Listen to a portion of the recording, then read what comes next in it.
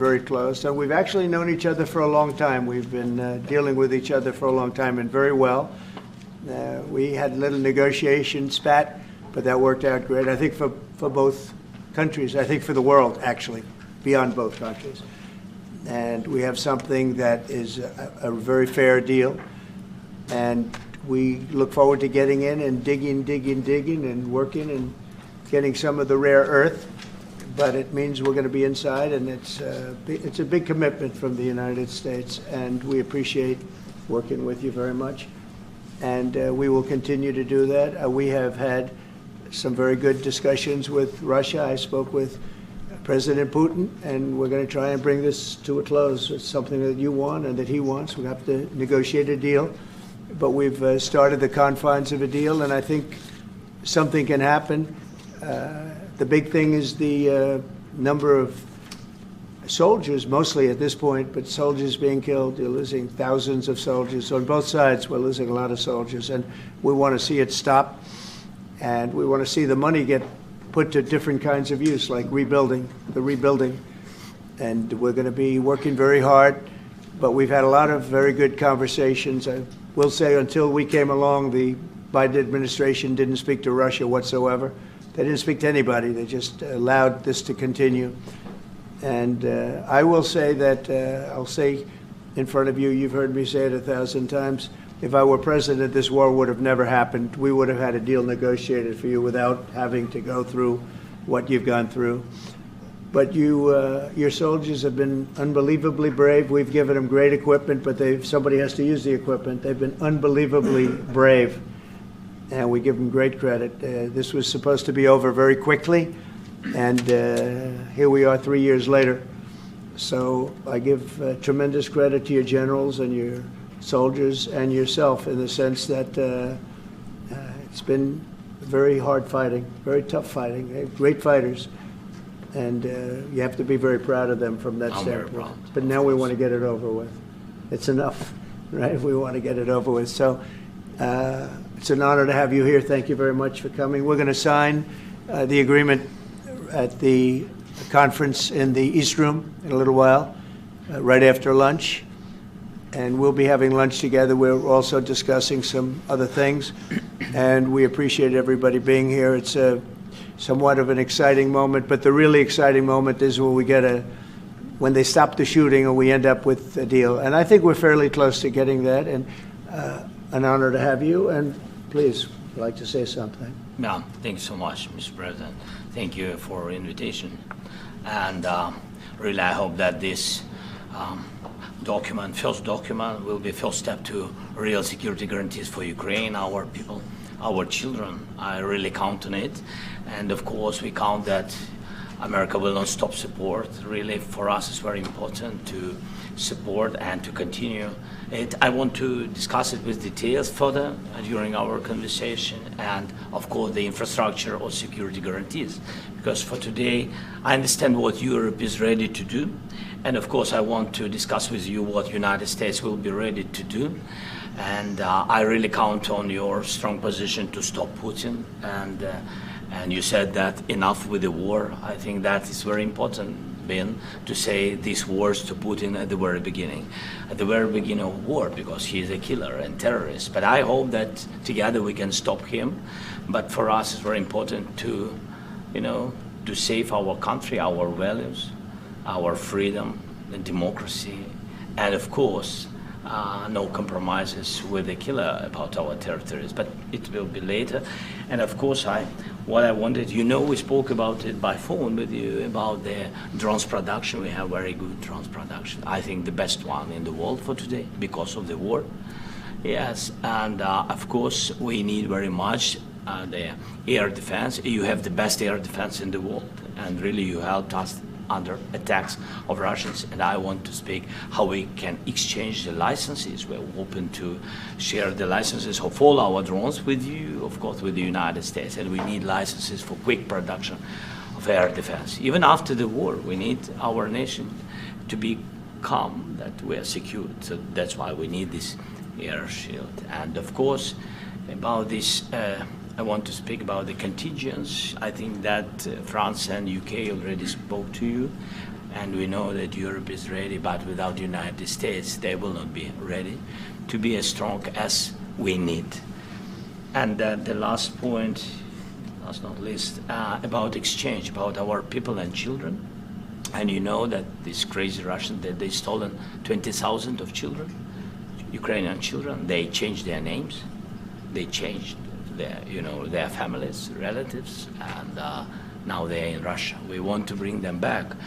And really, it's a big dream, task and goal for me and our warriors. By the way, Mr. President, we exchanged, released more than 4,000 warriors from Russian prison, but there are thousands more in the prison. I wanted to share with you some images, how it's,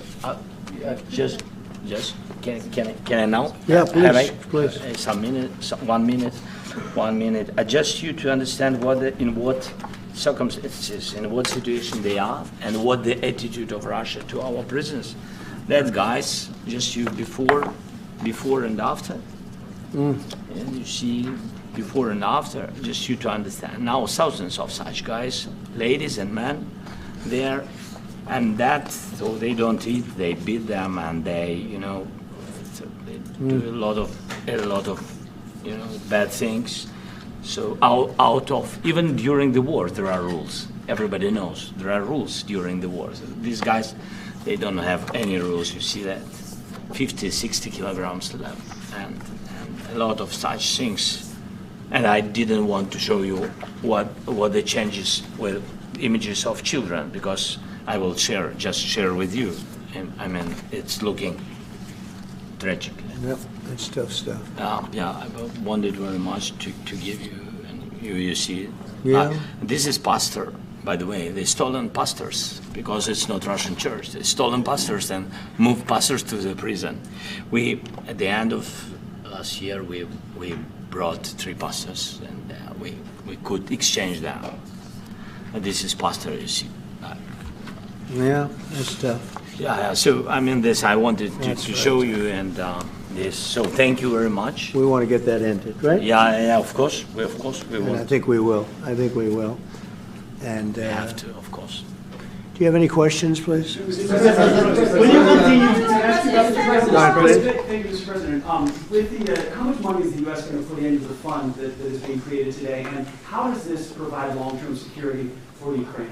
Well, we don't know exactly how much, because we're going to be putting some money in a fund that we're going to get from the raw earth that we're going to be taking and sharing in terms of revenue. So it's going to be a lot of money will be made from the sale and from the use of raw earth. And as you know, our country doesn't have much raw earth. We have a lot of oil and gas, but we don't have a lot of the raw earth. And what we do have is protected by the environmentalists, but that can be unprotected, but still it's not very much. They have among the best in the world in terms of raw earth. So we're going to be using that, using it for all of the things we do, including AI and including weapons and the military, and it's really going to very much satisfy our needs. So it's something that just worked out really well. We have a lot of oil and we have a lot of gas, but we don't have raw earth. So this has just about every component of the raw earth that we need for computers, for all of the things we do. This puts us in great shape. And long-term security for Ukraine, how does this provide? I think they're going to have great luck. I think once we make the agreement, that's going to be 95% of it. They're not going to go back to fighting. I've spoken with President Putin, and I feel very strong. I've known him for a long time, and I feel very strongly that they're very serious about it. And we'll make a deal. And when the deal is made, I don't think we talk about security. Everyone's talking about the other day. All they talked about was security. I said, let me make the deal first. I have to make the deal first. I don't worry about security right now. We have to have a deal, because right now, last week, 2,000 soldiers died on both sides. 2,000, and they're losing 1,000, 2,000, 3,000 a week. So as we sit here and we talk, people are getting shot and dying on the battlefield. And, you know, they're not American soldiers, but they're Russian soldiers and they're Ukrainian soldiers, and we want to be able to stop it.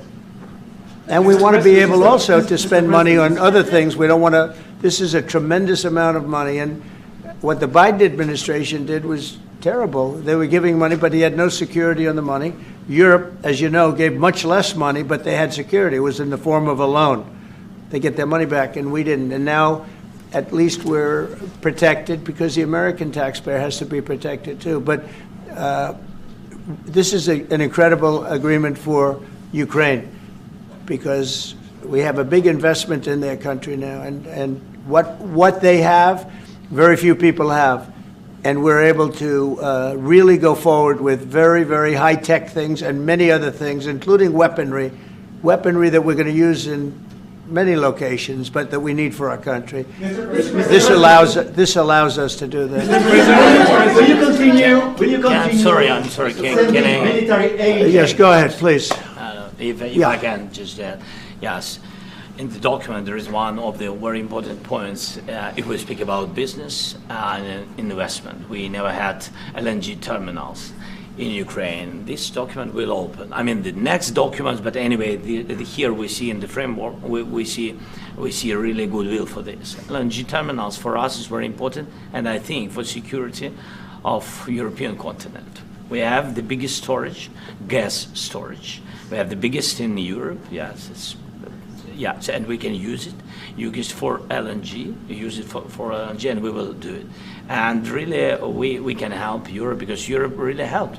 President Trump said that they made less support, but they have our friends and they are our very supportive partners. They really gave a lot, Mr. President. They did. Really, they did.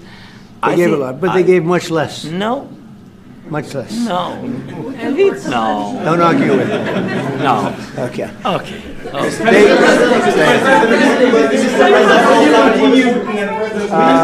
Yeah, please. Mr. President Trump, you have repeatedly called the deal with Ukraine as a historical one. And as a President of the United States, you make historical decisions in other issues which affect America and other world. So what place in the world history do you want to take? And do you associate yourself with any famous historical figures? Yeah, I'd say George Washington, Abraham Lincoln. I would say I'm far superior to George Washington and Abraham Lincoln. Now, you know I'm only kidding, right? Because when I say that, the fake news is going to go wild. They're going to say he considers himself to be better than Washington. But you never know. You never know. I don't compare myself to anybody. I'm here to do a job. We've had a great 35 days or whatever it might be, a month, a little more than a month. We've accomplished tremendous amounts. Not only this would be a very great achievement if we could get the war stopped and get them back to normalization. I think that's going to happen. We've had very good talks on both sides, as you know. But I think we've done a very good job, just generally. If you look at all of the things we've done in 30 days, they're saying there's never been a opening for a president. The first month, there's never been a first month like we've had. And this is one of the very important things. This, to me, is one of the most important things because we have tremendous death taking place as we speak, and I don't want to have that. You know, think of the parents, whether they're in Russia or Ukraine, think of the parents of all these people being killed needlessly. They came to our territory. Should have never started. This would have, if I were president, this would have never started. Mr.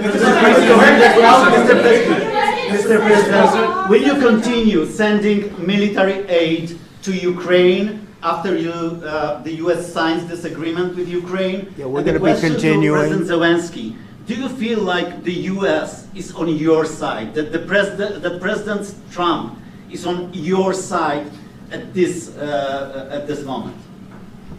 Right.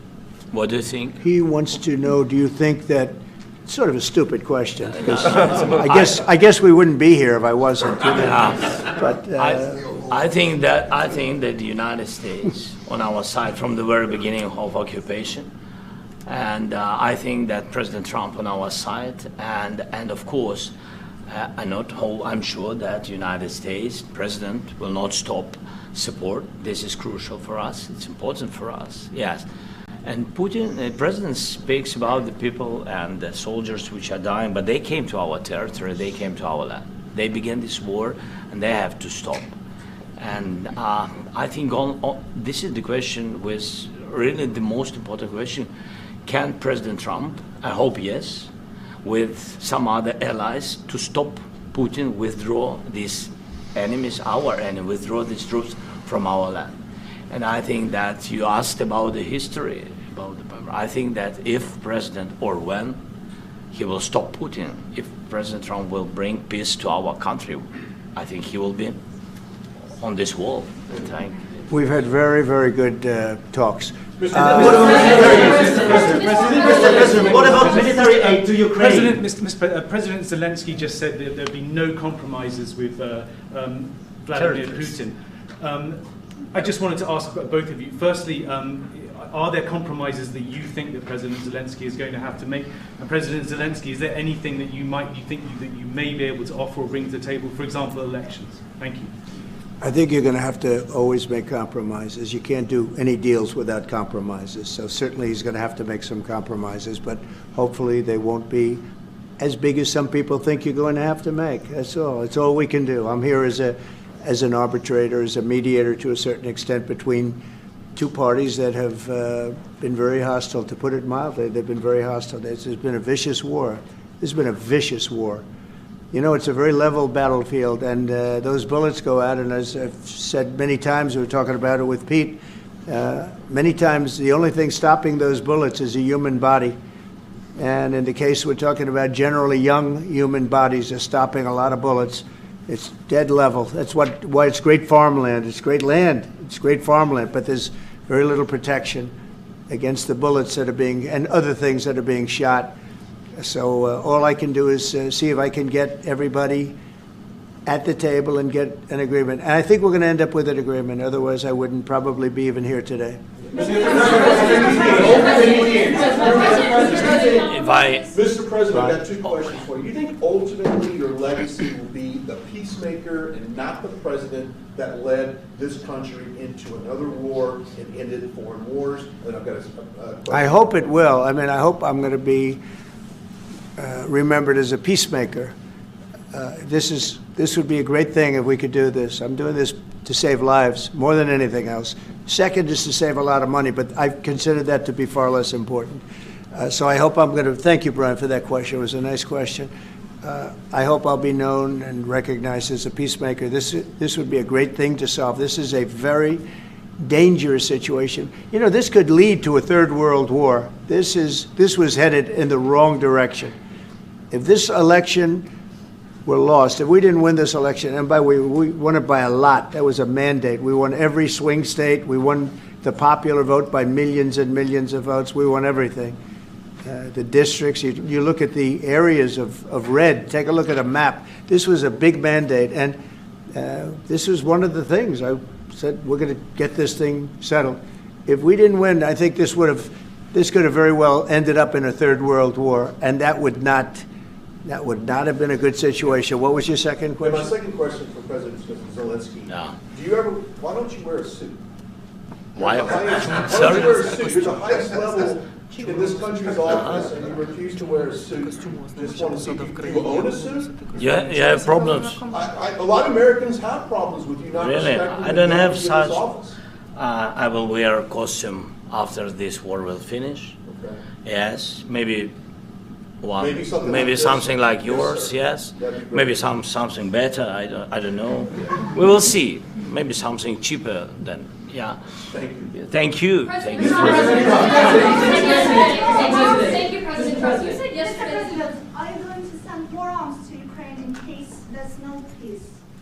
Yeah, we're going to have arms to Ukraine, yeah, sure. Hopefully I won't have to send very much, because hopefully we're going to have it finished. We're looking forward to finishing this quickly. We're not looking forward to sending a lot of arms. We're looking forward to getting the war finished so we can do other things. But we very much appreciate the agreement, because we needed what they had, and we're treating, you know, our country is now treated fairly. Biden didn't do that. He didn't know what the hell he was doing. This should have never happened. This should have never started. But, you know, sure, the answer is yes, but hopefully we won't have to send much, because I'm looking forward to getting it done quickly. very quickly. Does that still provide security guarantees, Mr. President? I don't want to talk about security yet because I want to get the deal done. You know, you fall into the same trap like everybody else. 1,000,000 times you said over and over, I want to get the deal done. Security is so easy. That's about 2% of the problem. I'm not worried about security. I'm worried about getting the deal done. The security is the easy part. Security is very nice. Everybody stopped shooting. And now will Europe put people there? I know France is going to. I know the UK is going to. I know other countries are going to, and they happen to be right next door. We haven't committed, but we could conceivably. You know, we have security in a different form. We'll have workers there digging, taking the raw earth so that we can create a lot of great product in this country. So in that sense, you have something, but we haven't determined that yet. I will say, in speaking to France and in speaking to, and they were here, as you know, last week and just the other day, they have committed to a lot of security. I don't think you're going to need much security. I think once this deal gets done, it's over. Russia's not going to want to go back, and nobody's going to want to go back. When this deal ends, I really believe this deal is going to be over. Question? Yeah, please go ahead. Thank you. Go ahead, please. Thank you so Yeah. much. Mr. President, Yeah. thank you. Thank you. Macron and Keir Starmer at the White House this past week, both of whom praised your courage and conviction to lead the pathway towards peace. Yes. Part of that involved, though, re-engaging with Russia in diplomatic relations, something that previous leaders lacked the conviction to do so. What gave you the moral courage and conviction to step forward and lead that? Well, I love this guy. Who are you with? One American News, sir. Well, that's why I like him. One American News does a great job. I like the question. I think it's a very good question. It's a pathway to peace. It's a pathway to getting something solved. And I feel that as the head of this country, I have an obligation to do that. Plus, you know, we're very much involved. We got involved. It's too bad we got involved because there should have been no involvement because there should have been no war. And there shouldn't have been October 7th. That would have never happened. As you know, Iran was broke. They had no money to give to Hezbollah. They had no money to give to Hamas. They were stone cold broke. And then under Biden, they became rich as hell. They went from no money to $300 billion in a period of 4 years. And they gave a lot of that money away, and you see what happened. And that's a real mess also that we hope to be able to solve.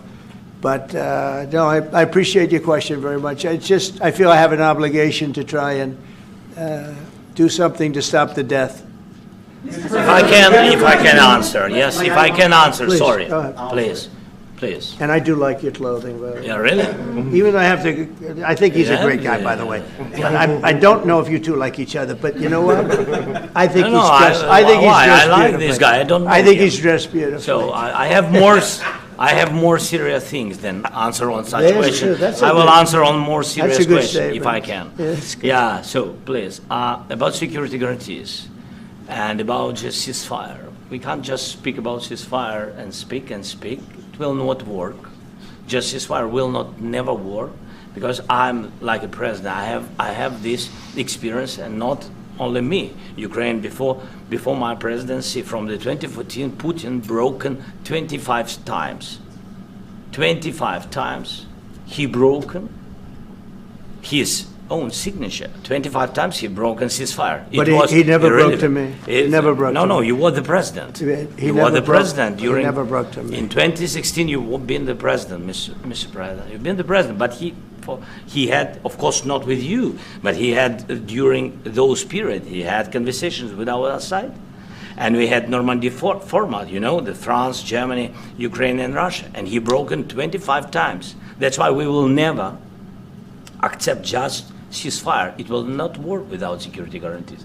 Security guarantees, maybe President is right about this document and other, but this document is not enough. Strong army is enough because his soldiers afraid, Putin's soldiers afraid of our soldiers when we're strong enough. If we are not strong enough, if we are empty, if our storage is empty, we can't defend our land. Today, you know, he knows that we have all the world knows that we have meeting. Yes, why he's using ballistic? Putin today using ballistic on our hospitals, schools, and etc. Ballistic. So he knows that we are here and that President Trump is really have goodwill to stop this war. And you hear now the president. So why he's using? So he doesn't want to stop. He doesn't want. But I hope that we will do it. Really, we'll do it. Security. When we speak about security guarantees, when the Europeans are ready for contingents, they need USA backstop. If there will not be United States, we will not never have any contingents, strong contingents from the Europeans, because they don't want to divide alliance connection between the United States as the main and strongest ally and Europeans. And this is crucial. This is important. That's what we want to speak about very much. This is very important. And air defense. So air defense, really, we have big deficit with all these systems, and we need to provide this. We need it very much. Otherwise, Putin will never stop, and will go further and further. He doesn't want. He hates us. You know, it's not about me. He hates Ukrainians. He thinks that we are not a nation. He thinks, and he shared these thoughts. I think maybe with your team also. I don't know, but with all the Europeans, in media, official and not, he always said that there is no such country, such nation, such language, and such life like Ukrainian. No, he really doesn't respect all the Ukrainians, and he wants to destroy us. And you are right, Mr. President, that's 2%. This document, maybe other documents, it's a very good start, very good, but it will not enough to stop this person. Should Russia change Mr. President, may I have one more question, please? Yeah, go ahead. I asked President They have to Zelensky pay. this question. This is the rule. This is the rule of the because war. I'm This is sorry. the rule of the war. During all the centuries, all the history, this is the rule of the war. Who began, those pay. This is the rule. Putin began this war. He has to pay all money for innovation. He has to pay. Of course, some Russian assets, what we have in Europe, about 300 billion, we can use them. We can use for innovation and buy military support from the United States also. We can do it, but it's not enough. It's not enough. President, I asked this question that you didn't like because I wanted to know. Go ahead, please. Wait 1 second. I asked this question that you didn't like because I wanted to know if you want to position yourself in the middle between Russia and Yes, Ukraine, or I do. on the Ukraine side. No, I'm in the middle. I want to solve this thing. I'm for both. I want to get it solved. And it's wonderful to speak badly about somebody else, but I want to get it solved. If we can solve it, great. If we can't solve it, they're going to have to fight it out, and who knows what's going to happen. But I want to see it get solved. May I follow up? One more question about U.S. troops in Europe. After Russian invasion of Ukraine, your predecessor sent additional troops to Eastern Europe, including Poland, my country. Yeah. Are you committed to keeping these troops on the eastern flank of NATO in the future? I'm very committed to Poland. I think Poland has really stepped up and done a great job for NATO. They, as you know, they paid more than they had to. They are one of the finest groups of people I've ever known. I'm very committed to Poland. What about Baltics? Poland's in a tough neighborhood, you know. What about the Baltics? The Baltics, they got a lot of, it's a tough neighborhood too, but we're committed. We're going to be very committed, and we're committed to NATO. But NATO has to step up, and the Europeans have to step up more than they have. And I want to see them equalize, because they are in for far less than we're in, and they should be at least equal. You understand that? Why is the United States, we have an ocean in between, why is the United States in for so much more money and other things as Europe? With that being said, and as you said, they've also been obviously very helpful, but we have put in far more than they have, and I think they should equalize. Mr. President, Yeah, please, go ahead. I ask you about the agreement again today. What changed between the first time that Secretary Bessent gave President Zelensky the agreement and today for the signing? We made a deal. So What was the I'm just, deciding factor? Or was I'm a business person. We made a deal. That's what changed. General- I didn't think we were going to make a deal, and we ended up making the deal, so that changed. You Mr. know? President, what and how do you envision a trilateral summit with President Zelensky and Putin? I don't know, but it's, well, they don't like each other, I can tell you that, okay? They do not like each other. This is not a love match, and it's unfortunate. That's why you're in this situation. The United States should not have allowed this to happen, okay? The United States, run by a man that didn't know much, I'm going to be very nice, run by an incompetent person, very incompetent person, should never have allowed this to happen. I've stopped wars. I've stopped many wars. My people will tell you, I stopped wars that nobody ever heard about. I stopped wars before they ever started. You can look at I could give you a lot of nations that would tell you right now they were probably going to war. I could tell you right now there's a nation thinking about going to war on something that nobody in this room has ever even heard about. Two smaller nations, but big, still big. And I think I've stopped it. But this should have never happened. Mr. President, sorry, just a second. About any negotiations. That first of all, I want really to tell you, and I think that everybody understands that Ukraine, more than Ukrainians, nobody wants to stop this war.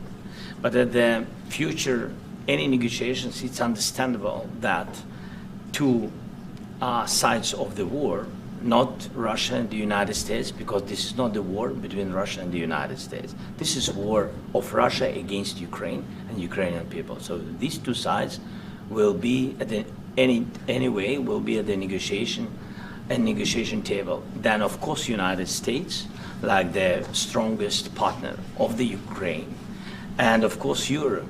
I think Europe is very important. I want to speak about it with the president. Yes, Europe is very important for us because we really defend Europe for today. All Europeans really recognize that we are defending the line, and they have real life, and our people are dying. That's why they helped us. And also, it's about the NATO. Yes, between, like the president said, you have big, nice ocean. Yes, between us. But if we will not stay, Russia will go further to Baltics and to Poland, by the way. But first to the Baltics. It's understandable for them because they've been in the USSR. You know, they've been one of the republics of the USSR, and Putin wants to bring them back to his empire. It's a fact. And when he will go there, if we will not stay, you will fight. Your American soldiers, it doesn't matter, do you have ocean or not, your soldiers will fight. Mr. President, would you be willing to visit Ukraine, maybe Kyiv or Odessa, which is known to be a very Euro Black Sea? It was my question. Yeah. Sorry. I don't want to talk about Odessa now. Let's not talk about Odessa. I want to talk about making a deal, getting peace. We don't have to talk about Odessa, but a lot of cities have been destroyed. There are a lot of cities that are not recognizable. There's not a building standing. No, and a lot of things have Mr. President, you have to come and to look.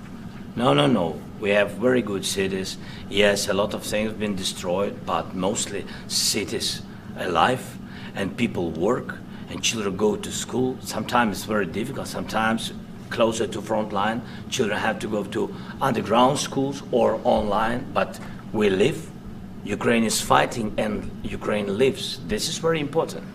And maybe it's Putin is sharing this information that he destroyed us. No, he lost 700,000 people, 700,000 soldiers. He lost everything. Yes. So. Mr. President, when did you last speak one more. with Mr. President, thank you. Please, Mr. go ahead. President, when did you last speak with President Putin, and what did he say that? A couple of days ago. And what did he tell you that gave you the assurance that he wanted peace? Well, that's what I do. My whole life is deals. I know pretty good. And I've known him for a long time. I've dealt with him for a long time. He had to suffer through the Russia hoax. You know, Russia was a hoax. It was all Biden. It was nothing to do with him.